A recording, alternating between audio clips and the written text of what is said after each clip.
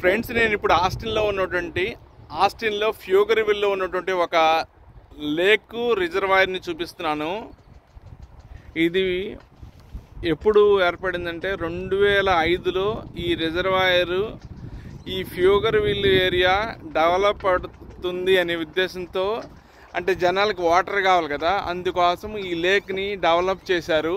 ఇది 205 ఎకరాలు ఉంటుందన్నమాట ఈ లేకు. ఇది మ్యాన్ మేడ్ లేక్.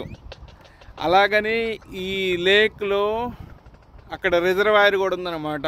అంటే వాటర్ ఎక్కువ వస్తే ఇక్కడ ఉంచుతారు, తర్వాత కిందకి సప్లై చేస్తారు.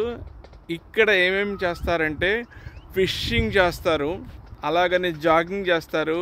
ఇక్కడ అలాగనే కమ్యూనిటీ ఏరియాస్ ఉన్నాయి, ఇక్కడ ఇళ్ళు ఉన్నాయన్నమాట. ఆ ఏరియా వాళ్ళంతా వచ్చి ఇక్కడ ఈ రీక్రియేషన్ ఈవెంట్స్ చేసుకోవడము, అలాగే సరదాగా స్పెండ్ చేయడము.